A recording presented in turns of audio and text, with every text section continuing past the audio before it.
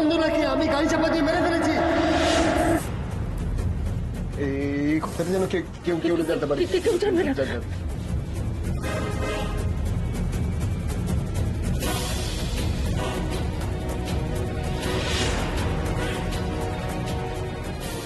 জেঠিমণি, দিদি,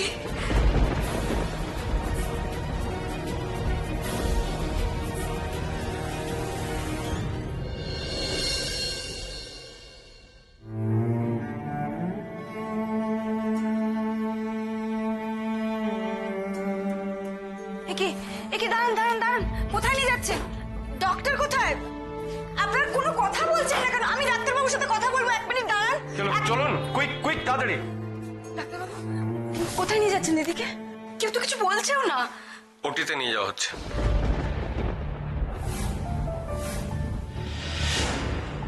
ওটিতে কেন?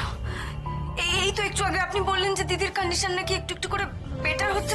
তাহলে দেখুন, হঠাৎ করে অবস্থার অবনতি হয়েছে বলে এই সিদ্ধান্ত নিতে হয়েছে। তাছাড়া আমাদের কিছু করারও নেই। এনিওয়ে, বন্ডে সই করবে কে? আপনি? বন্ডে আমি।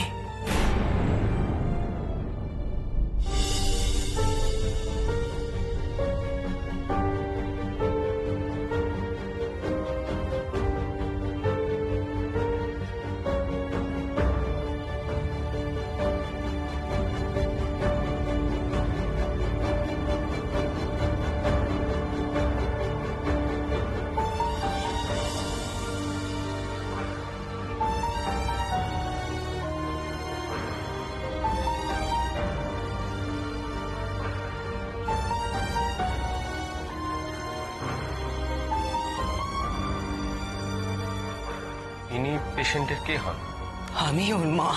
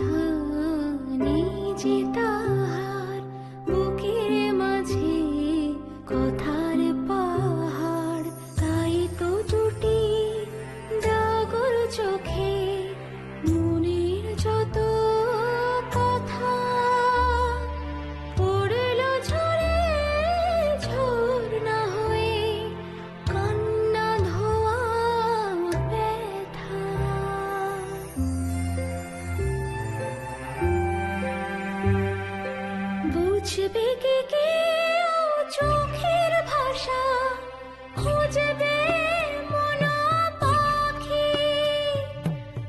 আধখানা মন চোখে ভাসে, আধখানা আর বাকি। ও আমলকি, আমলকি।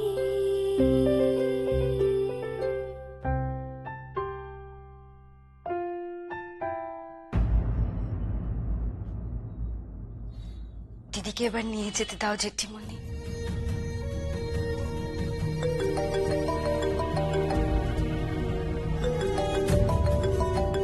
আপনারা ফর্মালিটিটা কমপ্লিট করুন প্লিজ। চল।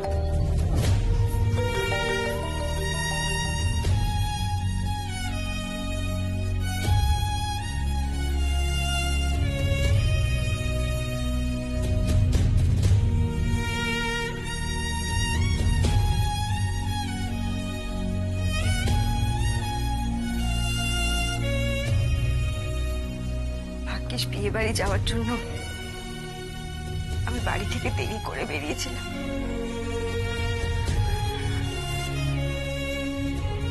রাস্তায় একটা অ্যাক্সিডেন্ট হয়েছে দেখতে পেয়ে আমি গাড়ি থেকে নেমে দেখতে গেলাম, আর কি দেখি দিদি।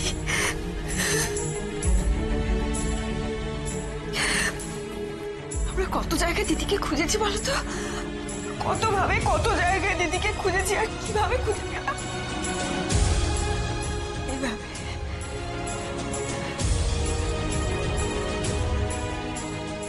রাস্তায়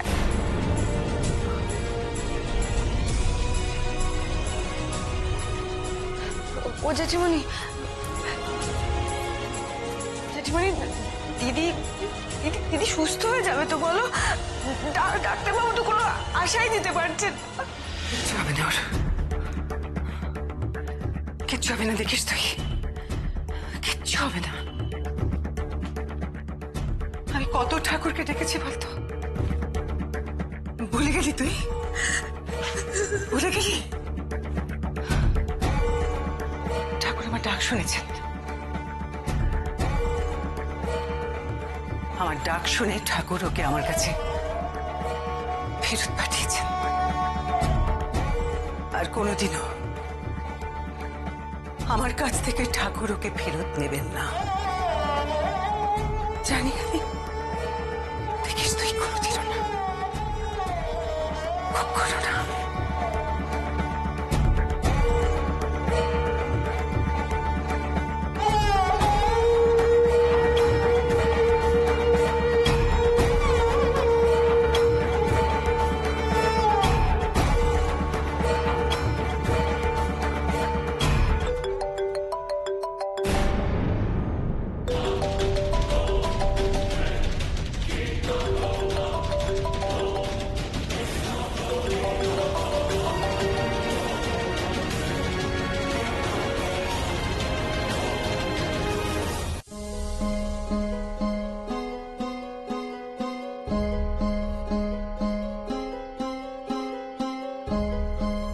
কি হলো বলো তো দাদা?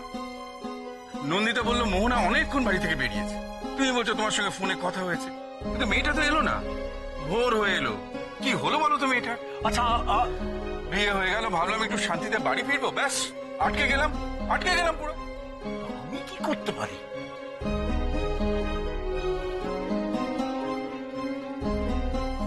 এই তো জেঠুমণি, কি ব্যাপার, তোমরা এখনো বাড়ি যাওনি?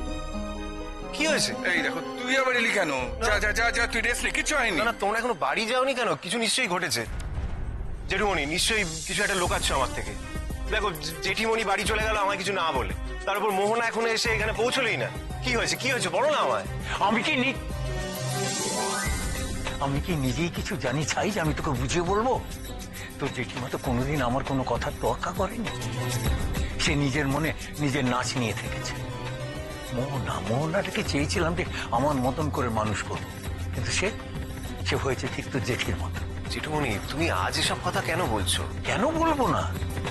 এই তো মোহনাকে আমি ফোন করছিলাম, ও ফোনে কাঁদছিল। আমি ওকে বারবার জিজ্ঞেস করছিলাম কি হয়েছে তোর মা, বল আমাকে বল। একটা কথাও বললো না। আর তোর জেঠিমা আমার হাত থেকে ফোনটা কেড়ে নিয়ে তার সাথে কি কথা বললো, আমাকে একটাও কথা না বলে তোর জেঠি এখান থেকে বেরিয়ে চলে গেল।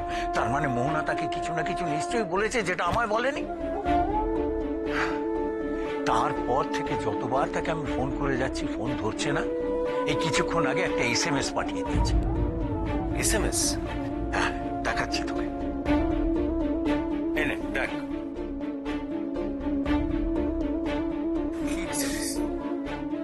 চিন্তা করো না, সব ঠিক আছে।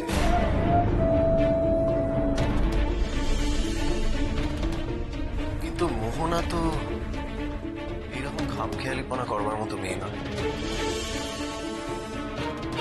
সত্যি কি সব ঠিক আছে?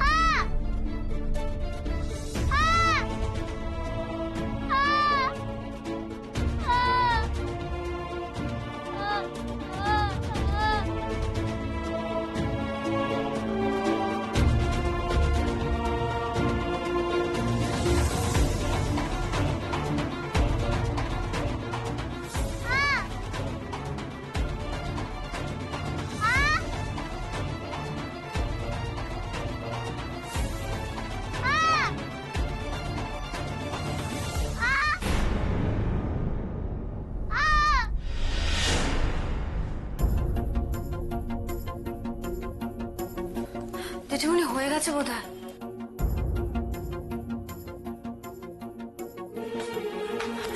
ডাক্তারবাবু কি কি অবস্থা? দেখুন, প্রাণের শঙ্কা নেই, কিন্তু সেন্স না ফেরা পর্যন্ত এভরিথিং ইজ ওকে এই কথাটা বলতে পারছি না।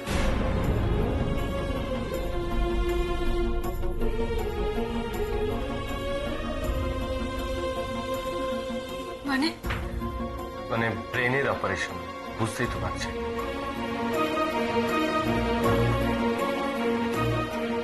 আপনি আপনি শুধু আমাকে একটা কথা বলুন ডাক্তারবাবু,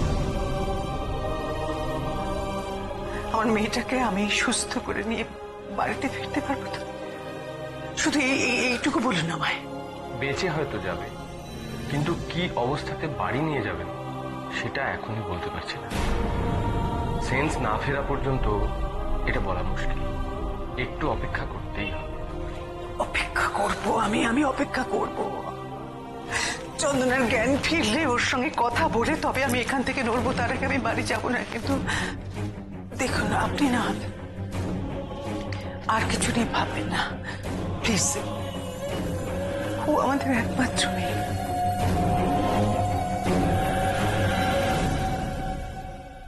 আপনি দেখবেন ডক্টর, আমি আমার স্বামী আমরা দুজনে মিলে ওকে আবার ভালো করে তুলবো, সুস্থ করে তুলবো। আমরা ঠিক সুস্থ হবে। ওনাকে সামলান।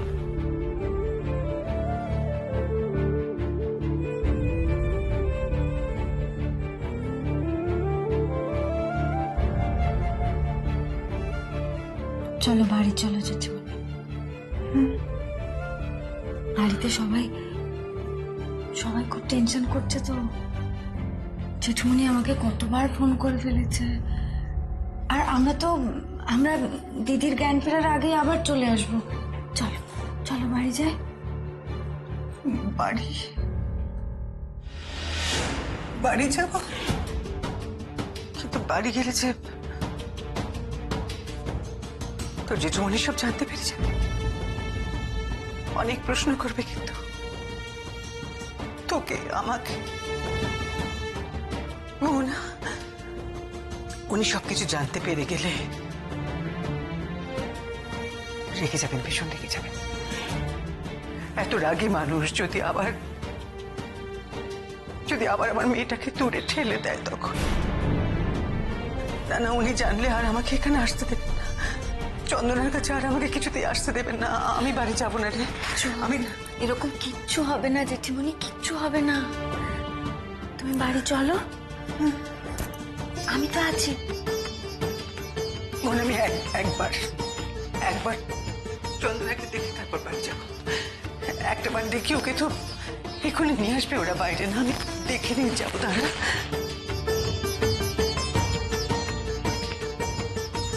সত্যি জেঠুমণি সব শুনে যে কি করবে, মেনে নেবে তো দিদিকে?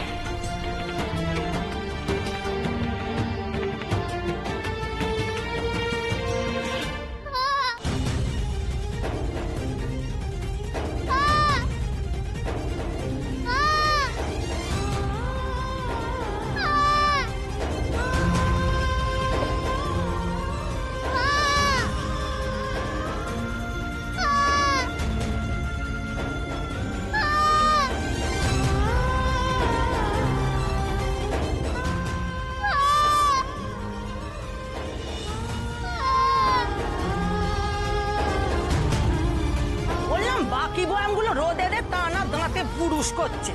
পিঠে দুগা না দিলে কথা কাজে চায় না। কত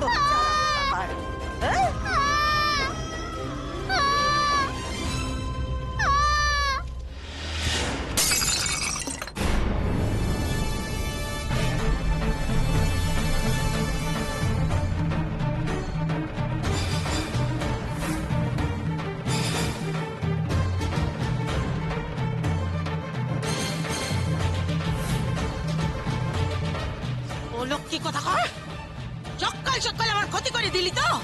হ্যাঁ, আমার হয়েছে যত জ্বালা। এখন এই মেয়েকে খাওয়াও পড়াও, আরে আমার বুকের উপর চেপে বসে আমার সর্বনাশ করে যাও। মেয়ে মেয়ে, একটা কথা ভালো করে শুনে রাখ, এই বাড়িতে থাকতে গেলে আর আমার টাকায় খেতে পড়তে হলে আমার কথা শুনে চলতে হবে, বুঝেছিস? তোর মা মা মা মা মা মা কোনদিন ফিরবে না।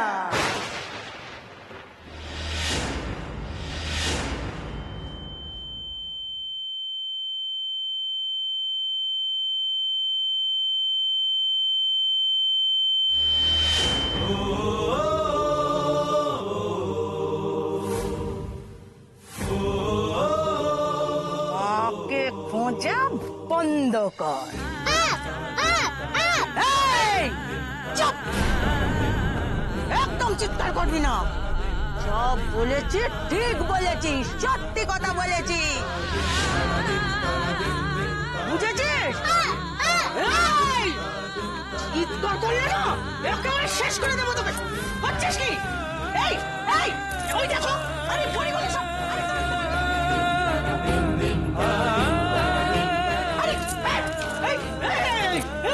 কি করছিস নাকি? ওই দেখো, আরে সব দাঁড়িয়ে দেখছি আমার বডি আমার আছে সকাল সকাল। ও মাগো, আমাকেই সব কাজ করতে হবে এই বাড়িতে, আমাকে সব কাজ করতে হবে। কত দূরের কি দেখছিস অমন করে? এইটা তুমি কি বললে মা? মামি আর ফিরবে না মানে? মানে কি? আমলকি চন্দনাকে কোনোদিন আর খুঁজে পাবে না, কথাটা কেন বললে তুমি? মামি কোথায় গেছে মা?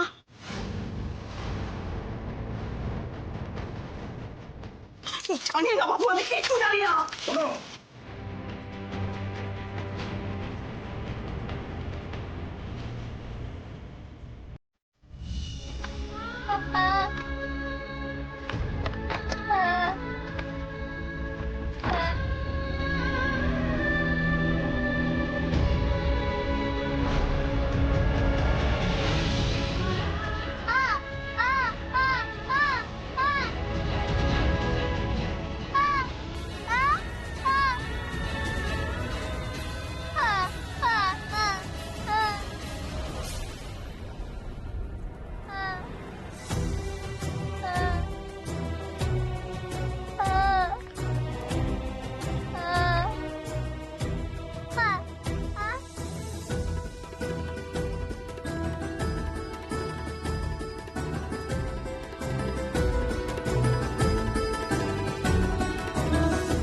চুপ করে আছো কেন? বলো কি হয়েছে কি হয়েছে কি বলো লুকোচ্ছো তুমি?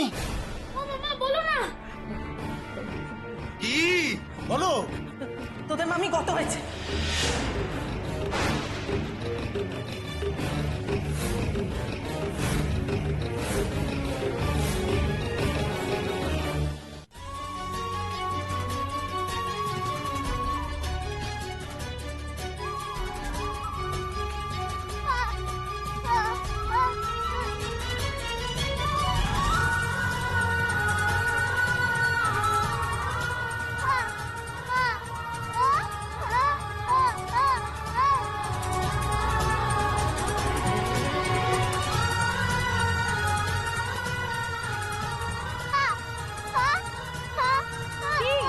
জানি না।